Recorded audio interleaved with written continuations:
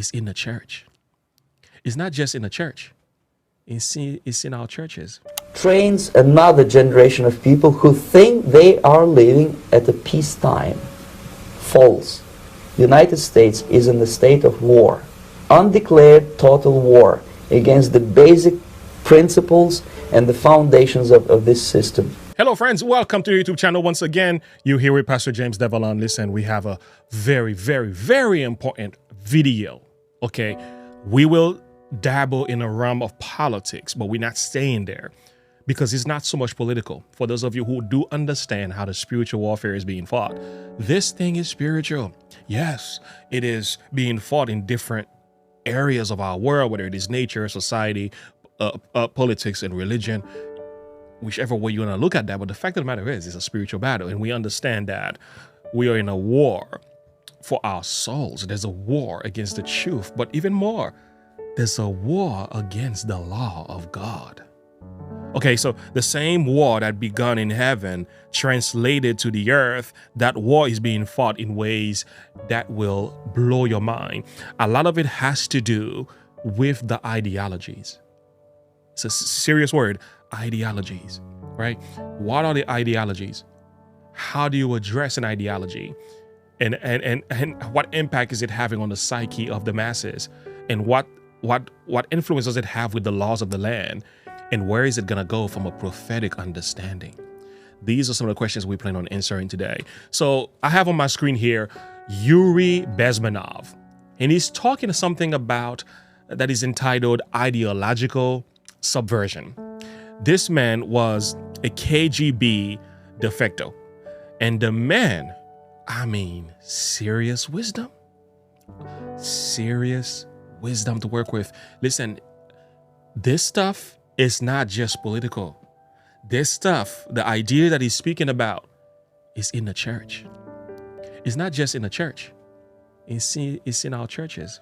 I'm going to show you how this is happening. First of all, he speaks about three different ideologies. The three ideologies that he speaks about, he entitles them, let me get to the bottom of this article here. He entitles them ideological subversions. So there are three of them. The first one is demoralization, and the second one is destabilization, and the third one is crisis, and last but not least is normalization. So it's four, not three. So there's demoralization, destabilization, a crisis, and also normalization. So you think of this process from a spiritual perspective, and remember the word pestilence 19. Remember what happened with that, right? But also look at all the different stuff that's going on in our culture and see how it is sipping in the church. And you're going to see these processes actually being wrought out. It's pretty mind-blowing. So anyway, one of the reasons, again, I've said this is a spiritual matter. And this piece right here called subversion process and how they go about it. And guess who is at the top of the list? Religion. At the top of the list of the ideological subversion, the goal is to subvert what? Religion. But in what way? You're going to see how this is being played out, okay? So we have four different things we're talking about here. Demoralization, destabilization, crisis, and normalization. Now, and I'm making this link because I read an article this morning from Advent Messenger. And for those of you who don't know who he is, well, you better get to know him because we had him on the channel last Sabbath, and I'm going to put a link in the description below. We had a really healthy discussion about things that's going on in the church. Anyway, there he makes a comparison, right? I'm going to read this portion here, and then we're going to watch the video. The controversy surrounding Pastor Stephen Boy cancellation and Dr. Conrad Vine's appearance at the Secret Unsealed Symposium is just another example of how woke ideology has created division in our church, as well as in our society at large. During the 1990s, Yuri Bezmenov, a KGB informant who defected to Canada, tried to warn America about a stratagem known as demoralization, an insidious process designed to turn the reasoning and critical thinking skills of Americans upside down as a first step in creating disunity and ultimately revolution. This process has now become so entrenched in, listen carefully, the Seventh-day Adventist Church. Lord have mercy on us. That even the facts that that are right under our noses have become muddled. Okay. I'm going to link this article in the description of this video. You need to go and read this because, I mean, he was preaching the whole way. So let's take a listen. Take a listen. You'll see what I mean as we get into this thing. By the way, link in the description below to the original video. Like and subscribe to the page. Click the bell icon for more. Share your thought and perspective with me. Check out our merch. Become a member to this channel because we keep the fire burning over here. Let's take a listen. Well, you spoke several times before about ideological subversion. That is a phrase that I'm afraid some Americans don't fully understand. When the Soviets used the phrase ideological subversion, what do they mean by it? Ideological subversion is the process which is legitimate, overt, and open. You can see it with your own eyes. All you have to do, all American mass media has to do, is to unplug their bananas from their ears, open up their eyes, and they can see it. There is no mystery. There is nothing to do with espionage. I know that espionage intelligence gathering looks more romantic. It sells more deodorants through the advertising, probably. That's why your Hollywood producers are so crazy about James Bond type of thrillers. But in reality, the main emphasis of the KGB is not in the area of intelligence at all. According to my opinion and opinion of many defectors of my caliber, only about 15% of time, money, and manpower is spent on espionage as such. The other 85% is a slow process which we call either ideological subversion or active measures, активные мероприятия in the language of the KGB, or psychological warfare. What it basically means is to change the perception of reality of every American to such an extent that despite of the abundance of information, no one is able to come to sensible conclusions in the interests of defending themselves, their families, their community, and their country. It's a great brainwashing process which goes very slow, and it's divided in 4 basic stages. The first one being demoralization. It takes from 15 to 20 years to demoralize a nation. Why that many years? Because this is the minimum number of years which requires to educate one generation of students in the country of your enemy, exposed to the ideology of the enemy. In other words, Marxism-Leninism ideology is being pumped into the soft heads of at least 3 generations of American students without being challenged or counterbalanced by the basic values of Americanism, American patriotism. The result you can see. Most of the people who graduated in the 60s, dropouts or half-baked intellectuals, are now occupying the positions of power in the government, civil service, business, mass media, educational system. You are stuck with them. You cannot get rid of them. They are contaminated. They are programmed to think and react to certain stimuli in a certain pattern. You cannot change their mind, even if you expose them to authentic information, even if you prove that white is white and black is black, you still cannot change the basic perception and the logic of behavior. In other words, these people, the process of demoralization is complete and irreversible. To get rid society of these people, you need another 20 or 15 years to educate a new generation of patriotically minded and common sense people who would be acting in favor and in the interests of the United States society. And yet these people who've been programmed and, as you say, in place, and who are favorable to an opening with the Soviet concept, these are the very people who would be marked for extermination in this country? Most of them, yes. Simply because the psychological shock when they will see in future what the beautiful society of equality and social justice means in practice, obviously they will revolt. They will be very unhappy, frustrated people, and the Marxist-Leninist regime does not tolerate these people. They will join the links of dissenters, dissidents. Yes. Unlike in present United States, there will be no place for dissent in future Marxist-Leninist America.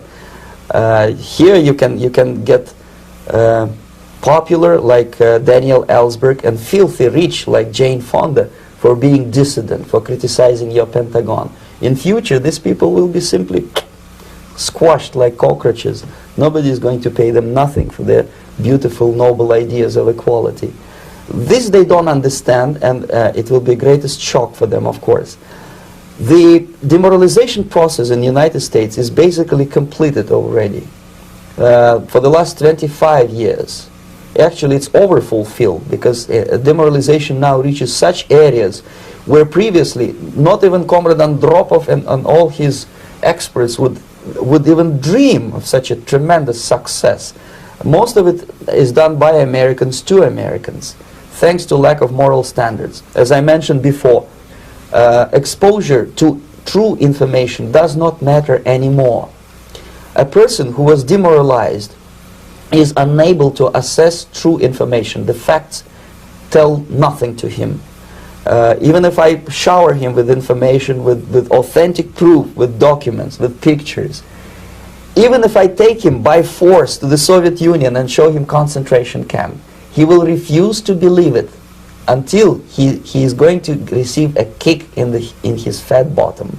When a military boot crashes then he will understand, but not before that. That's the tragic of the situation of demoralization. So basically America is stuck with demoralization, and unless, even if you start right now, here, this minute, you start educating new generation of Americans, it will still take you 15 to 20 years to turn the tide of ideological perception of reality back to normalcy and patriotism. The next stage is destabilization. This time, subverter does not care about your ideas and the patterns of your consumption. Whether you eat junk food and get fat and flabby, doesn't matter anymore. This time, and it takes only from 2 to 5 years to destabilize a nation, what matters is essentials: economy, foreign relations, defense systems. And you can see it quite clearly that in some areas, in such sensitive areas as defense and economy, the influence of Marxist-Leninist ideas in the United States is absolutely fantastic. I could never believe it 14 years ago when I landed in this part of the world, that the process will go that fast. The next stage, of course, is crisis. It may take only up to 6 weeks to bring a country to the verge of crisis. You can see it in Central America now. And after crisis, with a violent change of power, structure, and economy, you have so-called the period of normalization. It may last indefinitely. Normalization is a cynical expression borrowed from Soviet propaganda. When the Soviet tanks moved into Czechoslovakia in '68, Comrade Brezhnev said, "Now the situation in brotherly Czechoslovakia is normalized." This is what will happen in the United States if you allow all these schmucks to bring the country to crisis, to promise people all kind of goodies and the paradise on earth, to destabilize your economy, to eliminate the principle of free market competition, and to put a big brother government in Washington, D.C., with benevolent dictators like Walter Mondale, who will promise lots of things, never mind whether the promises are fulfillable or not. He will go to Moscow to kiss the bottoms of new generation of Soviet assassins. Never mind. He will create false illusions that the situation is under control. Situation is not under control. Situation is disgustingly out of control. Most of the American politicians, media, and educational system trains another generation of people who think they are living at a peacetime. False. The United States is in the state of war, undeclared total war against the basic principles and the foundations of this system. And the initiator of this war is not Comrade Andropov, of course. It's the system. However ridiculous it may sound, the world communist system, or the world communist conspiracy. Whether I scare some people or not, I don't give a hoot. If you are not scared by now, nothing can scare you. But you don't have to be paranoid about it. What actually happens now, that unlike myself, you have literally several years to live on unless the United States wake up.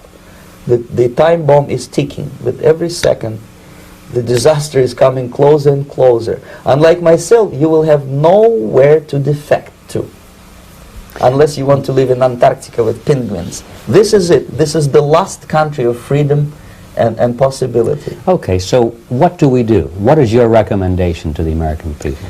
Well, the immediate thing that comes to my mind is, of course, there must be a very strong national effort to educate people in the spirit of real patriotism, number one. Number two, to explain them the real danger of socialist, communist, whatever, welfare state, big brother government. If people will fail to grasp the impending danger of that development, nothing ever can help United States. You may kiss goodbye to your freedom, including freedoms to homosexuals, to prison inmate. All this freedom will vanish, evaporate in 5 seconds, including your precious lives. The second thing, the moment at least part of United States population is convinced that the danger is real, they have to force their government. And I'm not talking about sending letters, signing petitions, and all this beautiful, noble activity. I'm talking about forcing United States government to stop aiding communism. Because there is no other problem more burning and urgent than to stop the Soviet military-industrial complex from destroying whatever is left of the free world. And it is very easy to do. No credits, no technology, no money, no political or diplomatic recognition, and of course no such idiocy as grain deals to USSR. The Soviet people, 270 millions of Soviets, will be eternally thankful to you if you stop aiding a bunch of murderers who sit now in Kremlin and whom President Reagan respectfully calls government. They do not govern anything, least of all such complexity as the Soviet economy. So basic, two very simple, maybe too simplistic answers or solutions, but nevertheless they are the only solutions. Educate yourself, understand what's going on around you. You are not living at the time of peace. You are in a state of war, and you have precious little time to save yourself. You don't have much time, especially if you are talking about young generation.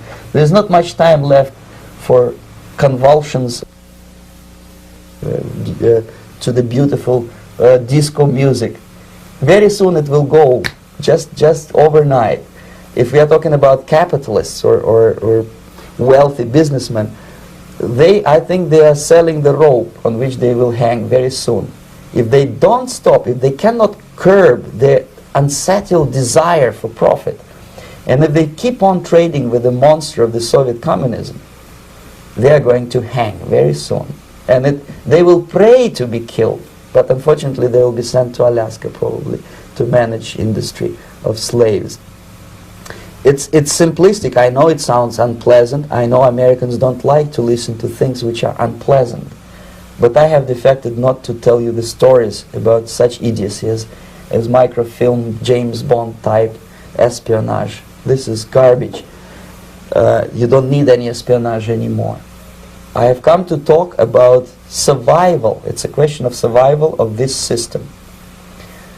You may ask me, what is it in for me? Survival, obviously, because unlike, as I said, I am now in your boat. If we sing together, we'll sing beautifully together. There is no other place on this planet to defect to. This was serious. This was a mouthful. I mean, all right, let's go through those 4 steps again of ideological subversions. It speaks about demoralization, destabilization, crisis, and normalization. Friends, think about Pestilence 19, right? Think about what happened during the shamedemic, right? Or the plandemic, somebody might say. What happened during that? These were the steps. These were the steps. And now it's become normal, right? It's been normalized. It's the new normal. You heard those terms? And when you see what's happening in the world, you can see how it is having a reflection in the church. And the other thing you notice also is, for example, the different ideologies that are just perverting the world right now, whether it's LGBTQIA plus ideology, whether it's it is woke ideology, whether it is driven by race or color, whether it is open border policies, right? There are different things that different political parties are now wrestling and dealing with. Transgenderism, right? All these different ism and COVIDism. But you can see like a communistic, a Marxistic, and Marxist perspective at the root of it all when you study what the Marxists believed and stuff like that. And this stuff does have an impact on the church. Just when you know, that's kind of why I'm making this video, is to show you it really does have an impact on the church, and it's creeping in our churches as well. So demoralization phase is that you expose people, you inundate people with evil, right? And you make it, it's at a point where people become desensitized to it. This is why you can find ministers defending homosexuality in the church. How did that happen? Demoralization. Okay, they've been overexposed and they've been inundated with the stuff that is to the media. Of course, the media is the means to which the enemy really gets his message across. So in so doing, here we are today. You can have people making apologies. We can have apologetics, LGBTQ pastors, apologetics. This stuff is in the church. You have kinship in the church. You have all kind of nakedness and weird practices in the church. And I can show you videos to make your skin crawl. I have a whole bunch of stuff I can show you. And I just don't show it out of respect. Because some stuff I wish I didn't see that. It was just too much. So you can see that happening in society, and destabilization as well. You place government above the needs of the people. And this is when we put policies above people. You know what I'm saying? The policies takes the place of the word. We do that in the church too. We do it. There's also a crisis. Yeah, you just need to create a crisis strong enough to bring people to their knees. You know, COVID-19, that was a crisis, right? 9/11, that was a crisis. So any one of those crises will put people in a position where they have to decide for right and wrong. And in the meantime, the echo chamber of the social media, and as well as the media propaganda machine, I like to call them, they will just sound the alarm of those who are driven by the ideologies to push a particular narrative. And as long as that narrative is being pushed, the masses are being brainwashed. And then this is why people stand for certain things that normally they would have never done if they were not sitting in the echo chamber. And this is when you come out and you start speaking about it, it sounds like you look like a fish out of water, because it's just like, hey man, what are you doing? Like, why are you saying stuff like this? And then they name called you to shut you down. That's what happened during Pestilence 19. Okay, so the very few voices that were being lifted up, they were being censored. Shut down. Be quiet. Don't talk about it, right? Because if people are speaking, it doesn't work. So what's the solution here? First of all, when you hear them say peace and safety, 1 Thessalonians chapter 5, verse 3, when they shall say peace and safety, but sudden destruction shall come upon them, as a woman pregnant with child, but they shall not escape. But we are also told that this whole idea is about attacking the law of God at the very root in society. And this is what you're seeing, is that the subversion of society happens by the subversion of biblical truths and the 10 Commandments. So if you attack the law of God and the principles of righteousness, that's the end of the story, because everything else just fall apart. So what you're now seeing is that, for example, the law of God could be attacked, right? Could be violated in some institutions, some churches. They just let it slide. These violations are not really curtailed. They're not addressed. They're left by the wayside, right? And they say we're going to give grace and mercy, which I do understand the perspective. But what we do have now is a pattern of violation. And the more people violate and break the law of God and yet claim to be a Christian, and it is left unaddressed, you create a pattern. And that pattern now becomes almost impossible to fix. And this is where you get to the stage of normalization. Once you normalize the thing, we are at a place now where you say, oh, what's going on here? You're in apostasy. You're in apostasy. That's what happened. You're in apostasy. Friends, the devil is not playing. I say that to say this is a message. I will say, take it as a warning that the enemy is looking to destroy the church. We are in a spiritual warfare. It's happening in the world, but it's also happening in the church. We also have to see how it is being done. What must we do? Draw closer to Jesus, number one. And number two, lift up his word and his truth. Proclaim it from the rooftop. Do it with the love of God, with humility, but do it. So more voices have to speak up to push back against the forces of evil. We must take on the sword of the Spirit, which is the word of God. And not only that, having our feet shod with the preparation of the gospel of peace, preaching and proclaiming the gospel of Jesus Christ. Before I was doing this video, I was reading a quotation from Last Day Events. So I'm going to put it on your screen, but let me tell you what I read. Prayer and effort. Testimony for the Church, Volume 4, 538. Listen. Prayer and effort and prayer will be the business of your life. We must pray as though the efficiency and praise were all due to God, and labor as though duty were all your own. Friends, we got to pray, but we got to work. We got to pray. Pray for your church. Pray for your leaders. Pray for the condition of the church. Pray for the gospel to go forward. Pray for the latter rain. Pray for a deeper conversion in the word of God. Pray for humility. Pray for the truth to conquer hearts. As you do that, work. Serve the Lord with all your hearts, mind, soul, and spirit, and love your neighbor as yourself. In the process, proclaim the gospel. Make noise. Share your faith. Give Bible studies. Talk about Jesus. Talk about the issues in the world. Address them heads on with the sword of the Spirit in your hands. Speak out your conviction clearly. Don't be afraid to make mistakes. Learn from your mistake. Grow. Make another video. Address the things that you may have done wrong in the past and continue to go forward. Let me tell you something. You're not going to fight in this spiritual battle unless we as Christians not only play the defense, but we also start to go on the offense. We got to fight back against the forces of evil, not just what's going on in the world, but also what's happening in our churches. And it's not safe to be casual and say, let it rip, because prophecy already said these things were going to be so. So let's just take, no. That's not the position of the Christian man. Friends, we got to fight and war and wrestle on behalf of the truth, even at the cost of our lives. But you know what they say, if you're not willing to live for it, you will never be ready to die for it. Thank you so much for listening, friend. If you enjoyed this video, make sure you like and subscribe to the page. Click the bell icon for more. If you enjoy the content, share your thought with me as well. Check out our merch. YouTube is gonna make a recommendation here. I'm gonna put a list of things here, and check out our store at the top here as well. And yeah, thank you for hanging out with us. Until next time, have a good one. Bye.